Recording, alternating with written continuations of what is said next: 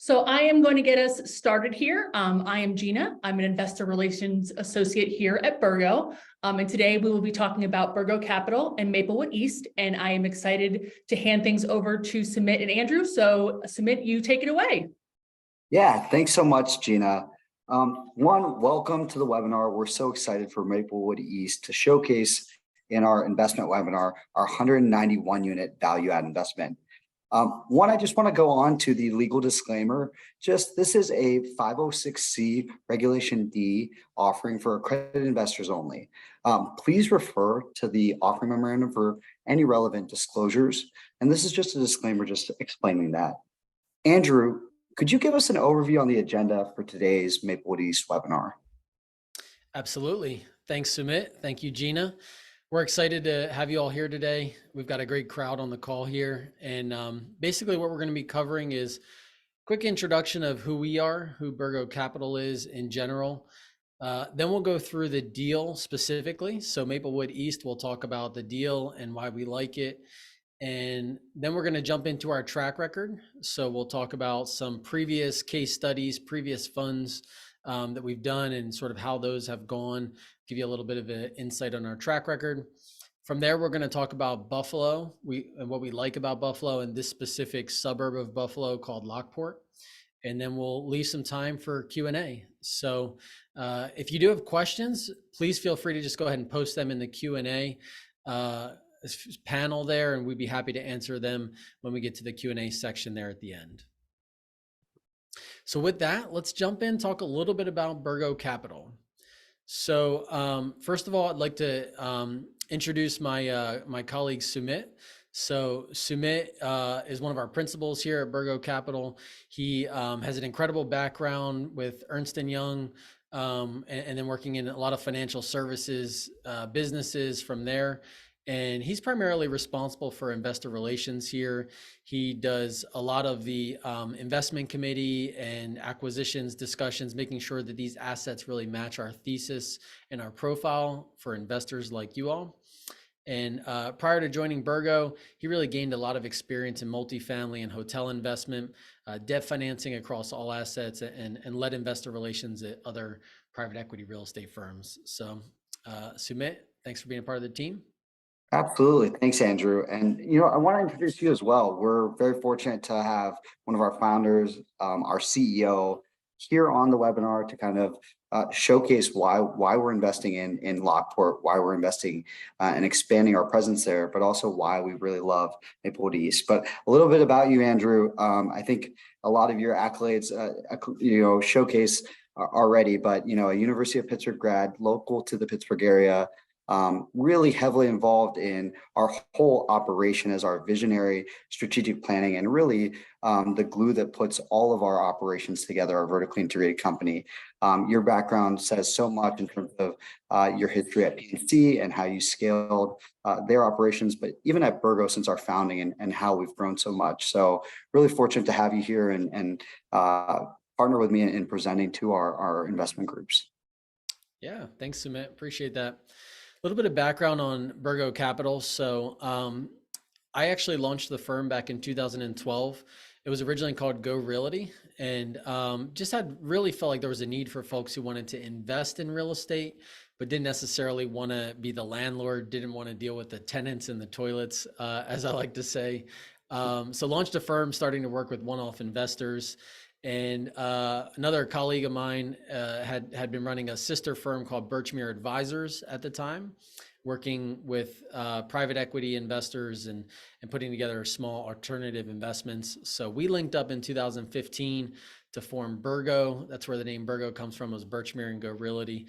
And Birgo Capital, we launched our first fund in 2015, raised $17 million, bought about 800 units with that. Kind of a proof of concept fund, went really well. And then in 2018, we launched our second fund, ended up raising about $45 million through that fund, bought another about 2,000 units out of that fund. And then in 2020, again, things continue to go well, expanding geographically. That was when we expanded into the Buffalo market, expanded into the Cincinnati market. And, then really just over the past couple of years, have started to increase our offerings with a public REIT, and then now an opportunistic fund, which has actually afforded us the ability to buy these kinds of assets, really looking at value add assets in markets that we like. And that's kind of where we are today. So we've been privileged to have over a decade of experience, and that's gotten us to a place where we have about 270 million of assets under management.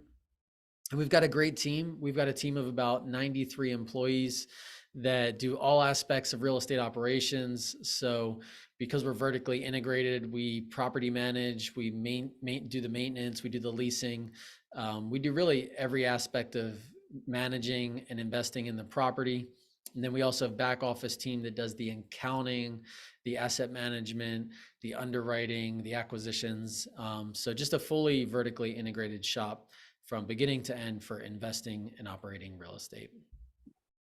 So that's a little bit about us. Let's talk about Maplewood East. Maplewood East, we really like the asset. It is in Lockport, New York, so just about 30 minutes north of Buffalo. And the asset we actually purchased back in March of 2023, so just a few months ago.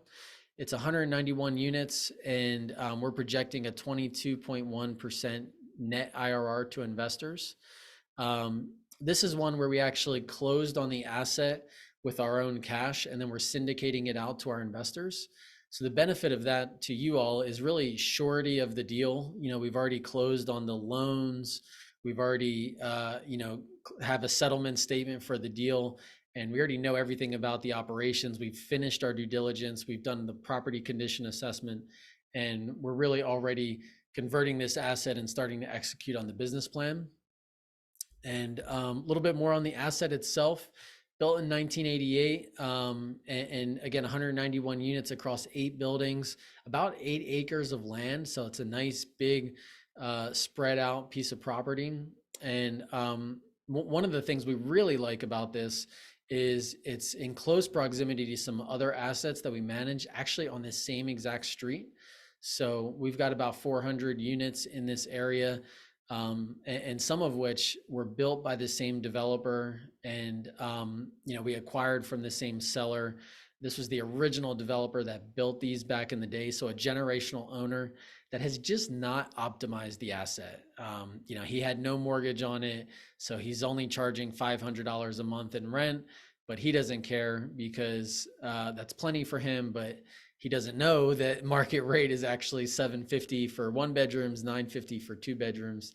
And so it's an opportunity for us to acquire at a discounted rate a property that's already stabilized and fully occupied. Just some images of the property, some things we like about the property. I already talked about it's spread out. It's on a good piece of land, and then we already own some assets right along the same street here. Another thing we really like is the parking ratio. Plenty of parking with a 1.25 to 1 parking ratio. So at least 1 spot per unit is basically what that means. And we love the construction type, just brick construction, going to be there for a while, and an asset that looks really good in terms of the types of tenants that we're renting these out to. So I want to kind of touch on, kind of what you said before, which is a legacy owner built from the original construction. So we love the brick build, but really has not upgraded units for what tenants demand today to pay market rent. So this is examples from in our portfolio of what the renovations would look at. And so we look at opportunities to take units that have a lot of deferred maintenance and have not been both cosmetically or structurally upgraded to today's tenants' demand. As you can see from these photos, these are examples of what tenants demand in today's market and what we at Birgo love to do from a business plan perspective, which is to go in, acquire, and improve tenants' experiences or their living standards, and also transform how these properties and communities are run operationally, from whether it's like linoleum vinyl tile so that pet and dandruff is a better experience for tenants that living there from a long period of time, to sustainable measures such as low flow toilets and faucets that are energy efficient, all the way to the design and upgrading it to today's kind of design template. So we're really excited about that. And this is just an example of photos in our portfolio, which is what we expect to do at Maplewood East. This is one of the factors that will bring rents to market. And then, touching on, you can see from pictures, but one of the reasons that we love Maplewood East is that ownership and that vertical integration in the local market. So we already have operations in Buffalo and in the Lockport area, specifically right along the same road. So to have our team that is already there, from maintenance to regional property managers to on-staff property managers that can oversee the asset and really see us holding us to our benchmarks of hitting each milestone that drives the value of the asset. This is why we love it. So it's in our operational wheelhouse. Secondly, from an investment standpoint, is when rents are so low at the low 500s, there's just upside on there and low downside risk. Love that there's an opportunity for real rent growth because units have not been taken care of and rents have been deeply depressed. And then all of those kind of factors formulate what we call a value add investment. So this aligns right along the way of taking an asset that is not producing and maximizes its true value, but going in and adding value by improving units and forcing that forced value or forced appreciation. And then lastly, from a location perspective, we always want to pick locations where there's a diversity of employers, but also that there's access and there's ways to get to different employments. And this is exactly what the asset and the location of Maplewood East presents for us. From a value proposition standpoint, we're really excited. One, I think, oftentimes there's been a lot of news about of interest rates and the rise in interest rates. But because of our longstanding history, our experience locally in the market, but also just our history as a firm, we were able to secure attractive debts. So we have fixed rate debt of 3 years interest only at 6.31%. So we're excited about that. And then it's floating thereafter. We have confidence in our business plan to execute and stabilize, and then get into more of a permanent financing post our stabilization. This is amortized over a 3-year period, and what we're really excited about. Secondly, we're really excited about that opportunity for rent growth. So we know that rents are in the low 500s, and we want to take it to $750 for a 1-bedroom all the way to $950 for a 2-bedroom. And we're already achieving that in our existing portfolio. So rather than just looking at data and saying, can we move rents to a comparable property, something not owned by Birgo? We internally have a team that could say, what was the newest leases that we've been getting? How have we been leasing up our other properties on the same road as Maplewood East?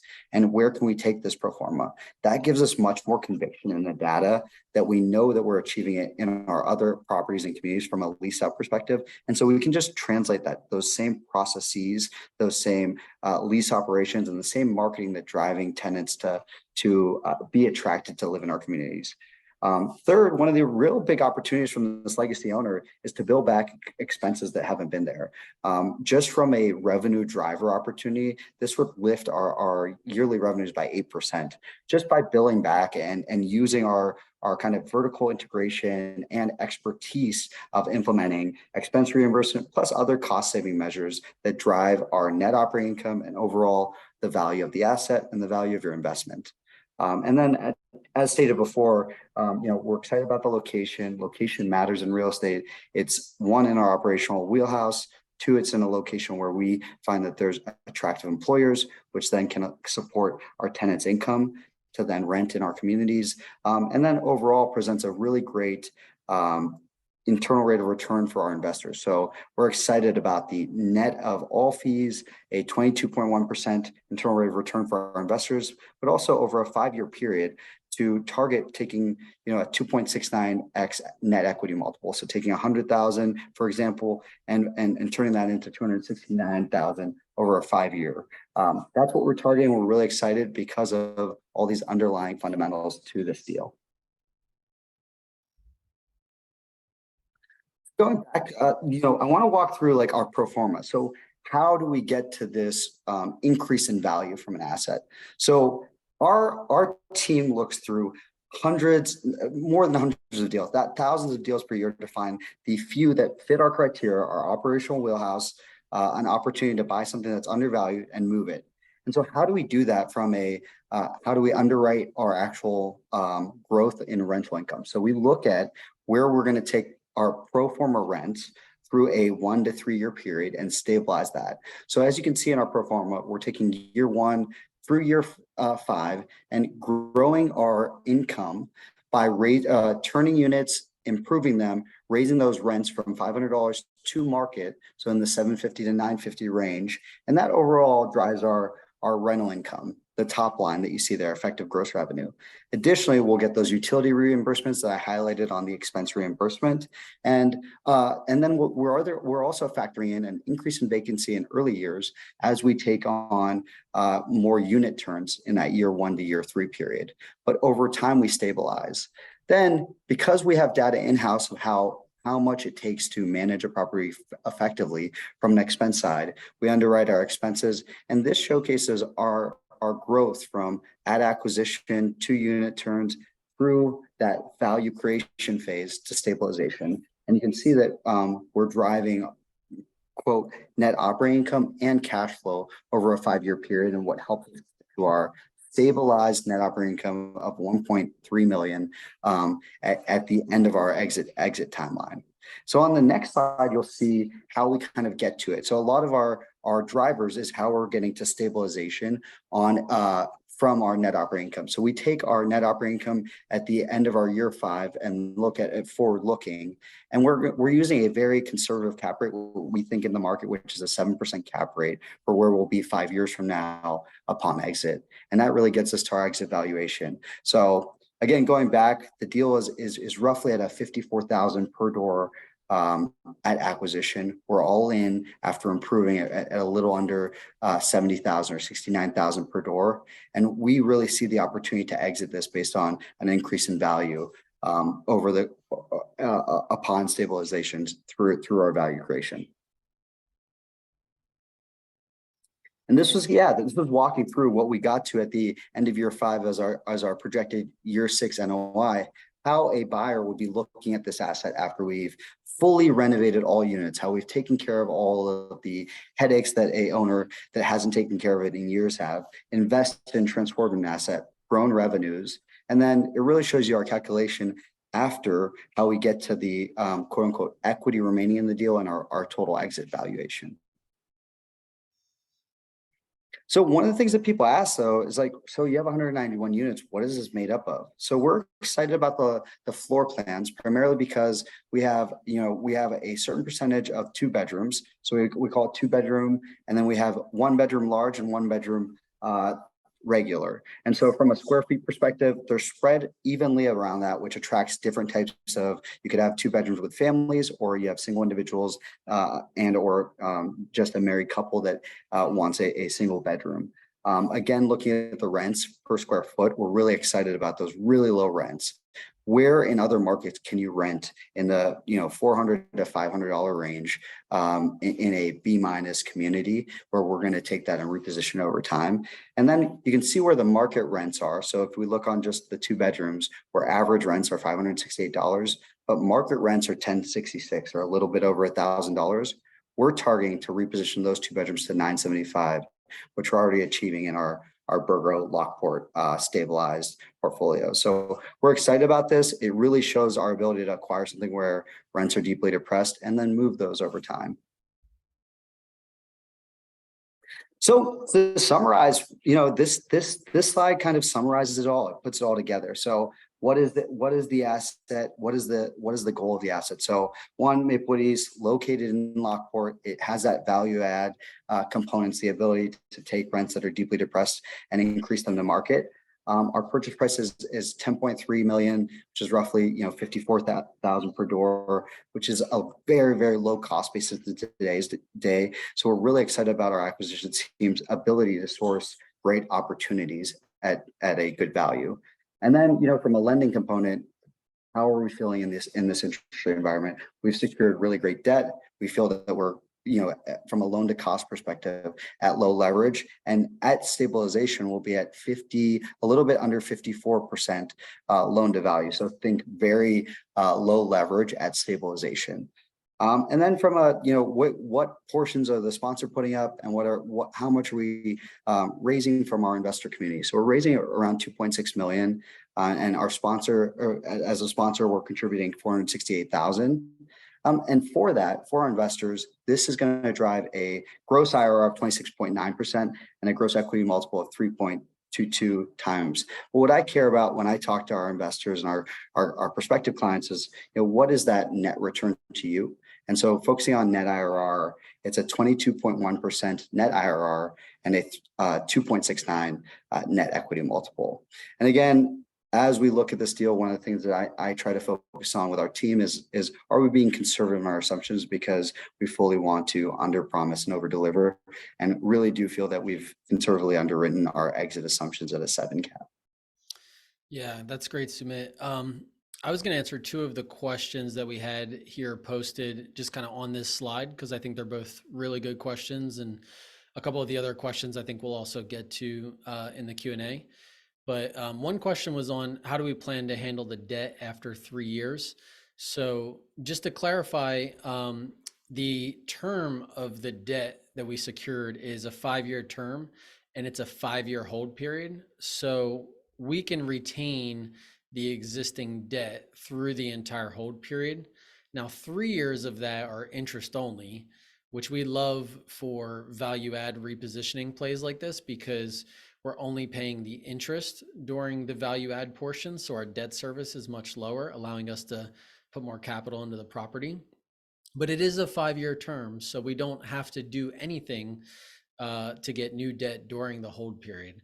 Now, one of the things we could do after the 3-year interest only term kind of burns off and it starts to go into amortizing on the 25-year amortization, we could refinance at that point into like a Freddie or a Fannie product, like an agency product, because it will be stabilized at that point. We don't have to do that, but we could do that. And we have tons of relationships with agency lenders. We do that pretty routinely with some of our agency debt. And that's an option in terms of if we wanted to, it's really just going to depend on interest rates at that time. So if interest rates come back 3 years from now and they're 4%, we're going to want to flip that into a permanent debt for 10-year term, 25-year, 30-year amortization with agency debt at that point. So that's kind of the plan on the debt. Another really good question, what's the fee structure, and are investors buying into the same terms that Birgo purchased the asset at in March of March of this year? First of all, the answer to that question is yes. So the offering that we're putting out is the same exact deal that we bought the property in March for. So you're coming in at par for what we paid for the property and sort of the unit price that we secured the property back in March. And the fee structure is an 80-20 split. So 80% to the investors, 20% to the asset manager, with a 2% asset management fee. So kind of a pretty typical 2 and 20 deal. And the net IRR that's shown here already takes into account that fee structure. So the 22.1% net IRR to the investor is after those asset management fees are taken into account. So hopefully that answers those two questions. I know there are a couple other questions. We'll definitely be getting to those in the Q&A as well.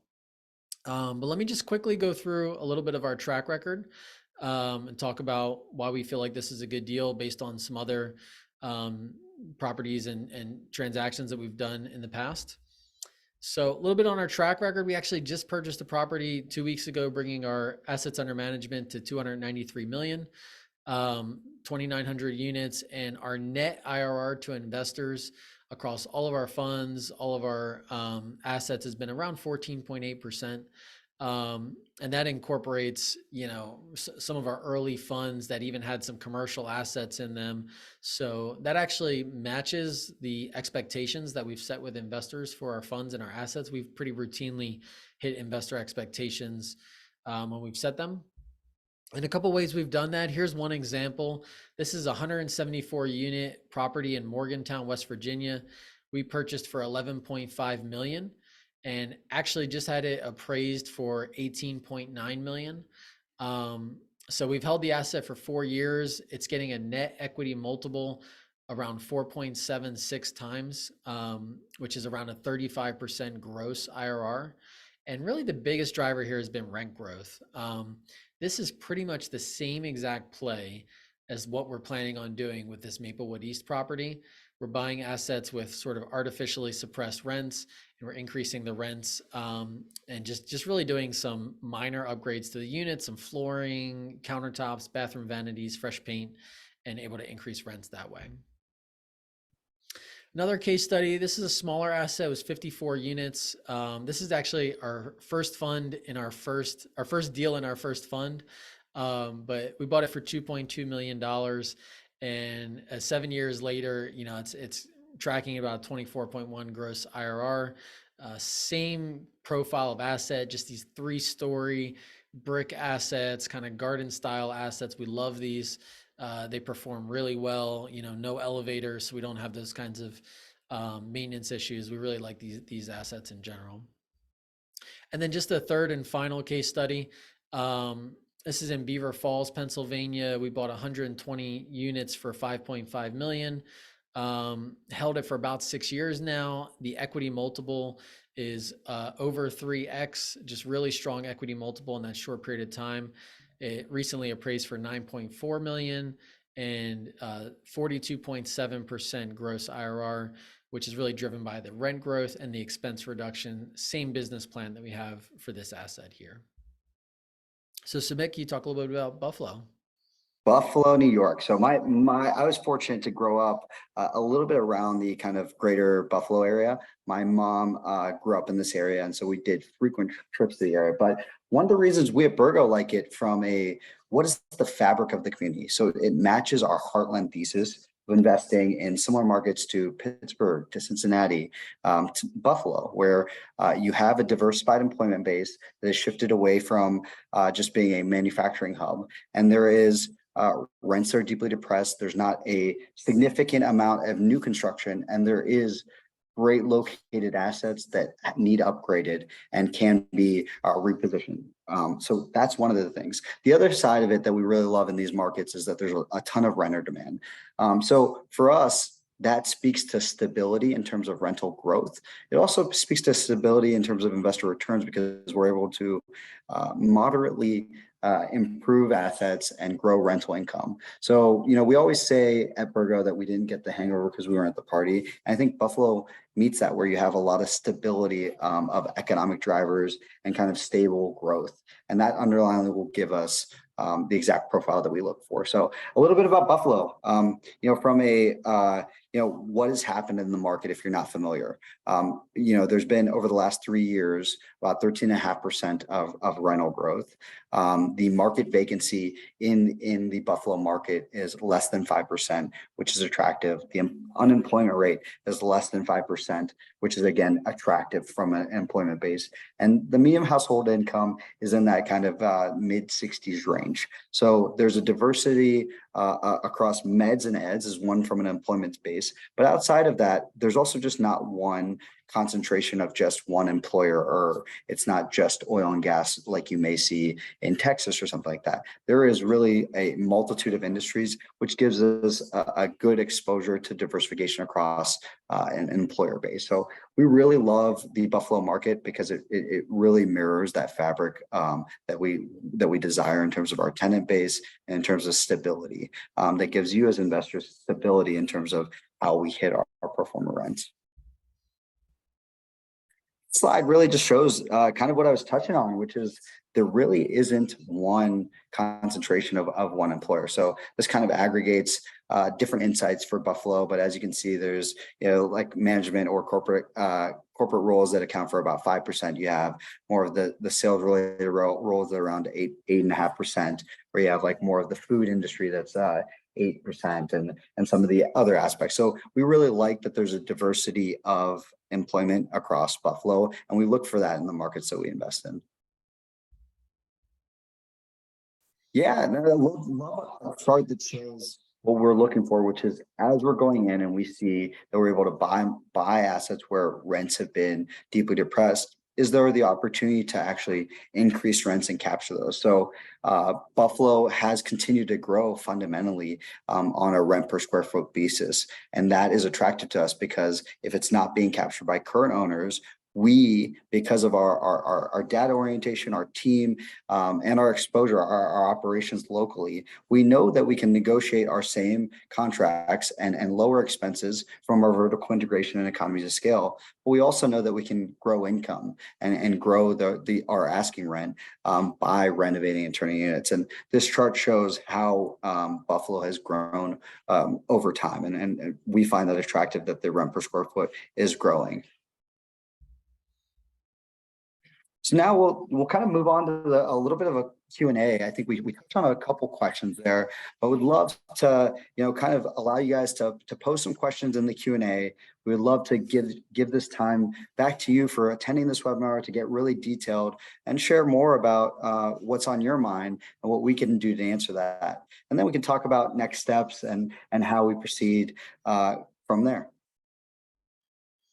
So we do have a couple of questions. Andrew, someone did ask if they're able to invest through an LLC, an LP, or a trust. Yeah, great question. Investors can invest through any of those options. So through an entity like an LLC, a trust, or a partnership, or through a self-directed IRA. We have a number of investors that like to, use equity trust or somebody like that to invest through a self-directed IRA. All of those are options, and we have flexibility on that front. Excellent. Sumit, someone did ask about the commitment of capital. Will that be called up front or drawn over time? Yeah, I think one of the exciting parts that Andrew touched on is that we have this opportunity. We've already closed on it, and we're executing that business plan at par value. But as we take commitments, we are going to have commitments now through likely the end of the month. We've already seen over 70% of subscriptions, so we're going to be asking for commitments to be funded upfront versus over a capital call schedule. So this is a little bit different than one of our fund vehicles in that this is an individual deal syndication. So to answer that simply, Gina, it will be funded on the front end. Okay. Great. And then someone did ask about tax benefits. Andrew, do you have any thoughts there? Yeah, I saw that question come through in the chat. It's a great question. And this Michael in particular seems to ask great questions and know his stuff. So yes, there are tax benefits, and generally the main tax benefit, which if you've invested in real estate before, you probably know this already, the main tax benefit is depreciation. So, we push depreciation through to our investors on a K-1 when we file our tax returns. And I saw Michael also asked if we're going to be doing a cost segregation study. For those of you that are not familiar with that, that is where you take a physical asset and you segregate it down into its parts. So like the roof and the HVAC and, the mechanical equipment, things like that. And you accelerate depreciation on the individual components of the building. So I don't want to get too technical on the call, but what it allows you to do is push more depreciation to the investors in a more accelerated way. The answer to that is yes. We will be doing a cost segregation study on this asset. We do that on pretty much every asset that we buy.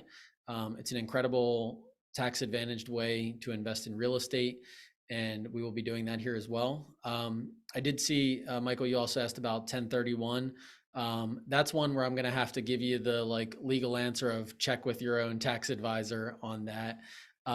Generally, you cannot 1031 into a fund like this. You generally have to 1031 into a separate asset, but depending on how you're holding that interest, there may be some way for you and your tax folks to work through that. But I would point you back to your tax folks for that question. But great questions. Yeah, and I would touch on that. It gets complicated. There's tenants and common structures and other ways, but we'd be happy to have that conversation after on a more individual basis. So Michael, happy to have you reach out or I'll reach out following this webinar. And Sumit, someone asked about when distributions might start. Yeah, so we're excited about this. It is a value add investment, so we want to retain our capital to infuse and improve. But we expect distribution to start sometime between month 18 to 24, dependent on available cash flow. So as we've stabilized the asset, distributions will begin based on available cash flow. Excellent. And then Andrew, someone asked about the waterfall and incentive allocation and how we're calculating that. Yeah, those are great questions. So the waterfall, first of all, there's a preferred return that goes to investors. So the first 8% preferred return goes to the investors. So the first 8% that we generate from the property is for investors. Everything above and beyond that gets allocated 80% to the investors, 20% to the manager, which is us. That's our incentive fee or our carry or promote, you might have heard it called. And that's subject to what's called a catch up, which is basically a catch up to get back to that 80-20. Once that's met, then it goes 80-20 after that. So that's kind of the waterfall. At the end of the day, it will be 80-20. And I mentioned earlier in the call, we do have a 2% asset management fee on this as well. So this is really the only asset management fees. It is 2% charged to the equity and then a 20% carry or promote on top of the 8% preferred return. And as I mentioned, the net IRR that we've included in this deck, the 22.1%, is already net of those fees. So we expect to drive a 22% return to you after paying those asset management fees. And someone asked about what they can expect in terms of cash on cash returns.